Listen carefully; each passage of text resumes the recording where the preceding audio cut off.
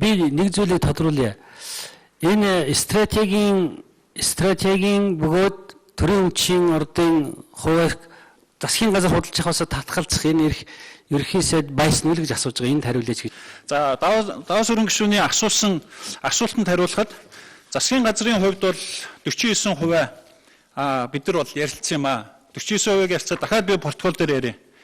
Одоо бол ямар нэгэн байдлаар энэ Оросын засгийн газрын энэ байр суурийг нь баталсан, энэ Оросын талын байр суурийг баталсан ямар нэг тогтоол шийдвэр бичиг цаасыг бол энэ аж ахуй нэгжтэйг засгийн газарт авчирч үзүүлээ гэдэг ийм шаардлагыг тавьсан. Яагаад тэгэхээр зэрэг энэ хүмүүс маань ямар нөхцөл биднэрт хэлсэн үхээр за цаг хугацааны хувьд бол хурдан шийдэх хэрэгтэй. Хоёрдугаарт энэ 49% бол зөвхөн бол биднэртээ хийгдэх ийм гэрээ байгаамаа. Хэн нэгэн өөр этгээд орж ирэх юм бол энэ гэрээ хийгдэхгүй гэсэн. Тийм учраас ер нь бол энэ Оросын холбооны улсын эзэмшиж байгаа 49% гэдэг маань өөрөө бас хөөрхөн урт түүхтэй ийм асуудал. Анх бол Оросын холбооны улсын засгийн газар бол хувьцаа эзэмшигч нь 49% эзэмшижсэн. Дараа нь сангийн яам нь болсон.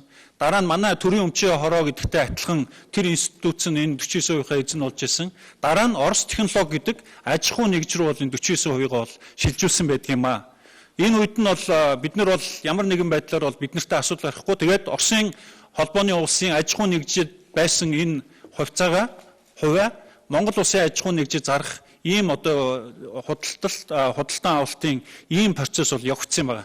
Яг энэ асуудал даваа сүрэн гишүүний ийм асуудал гарах учраас засгийн газрын хуралдааны тогтоол өөрөө хоёр залттай орж ирсэн. Нэгдүгээр энэ 49%-ийг давуу эрхээс татгалзаад одоо энэ нөхцөлийн дагуу энэ худалдан авалтыг бол хийхэд зөвшөөрсөгөө гэдэг нэгдүгээр залт. Хоёрдугаарт нь процессын хувьд нь дуусгахыг нь пүрэв сүрэн сайдад даалгасан.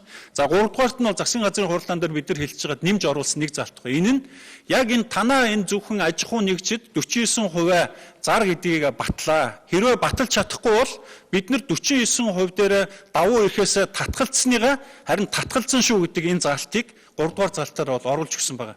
Энийг би бас ажлын хэсэг бол бас үтсэн болов уу гэж ингэж бодож байгаа. Дараа нь бол манай энэ хүмүүс бол биднэрт сонгуулийн кампани явагдаж байгаа төсвөл үед нь бас нэг бичиг бол авчирч үзүүлсэн. Энд нь болохоор зэрэг Орос тех компани өөрсдөө бол бичиж байгаа. Бид нар бол ямар нэг байдлаар одоо энэ аж ахуй нэгжээс өөр ямар нэг 3 дахь аж ахуй нэгж бусад одоо хуулийн этгээдтэй ямар нэг байдлаар Эрдэнэтийн 49%-ийг худалдан авах талаар ямар нэг гэрээ ярэ хэлцэл бол хийгээгүй.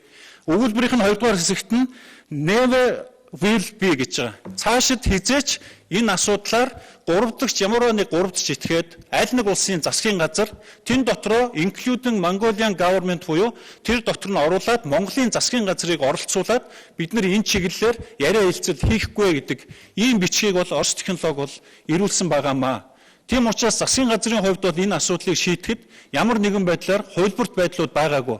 Нэг бол Монгол улсын эрх мэдэлд энэ Эрдэнэт үйлдвэргээ 100% авчрах нь зөвхөн энэ замаар явах юм байна. Эсвэл хуучин байсан статус кво буюу 51% нь Монголын төрийн өмчийн мэдэлд 49% нь Оросд хэвээрээ байх юм байна гэдэг ийм шийдвэрл гаргах хоёр зам байсан. Миний оронд ерөнхий сайд хийжсэн ямар ч хүн энэ одоо эхний замыг нь сонгож авах байсан болов уу гэж би бол хувьдаа бодож байна. Ягаад гэвэл зэрэг засгийн газрын гаргасан энэ шийдвэрийн үр дүнд Монгол улсын Эрдэнэт үйлдвэр өнөөдөр яг Монгол улсын гэж нэрлэгдэх болцоотой хамтарсан үйлдвэрээс 100% Монголын үйлдвэр болох энэ болцоо бол нэгцэн.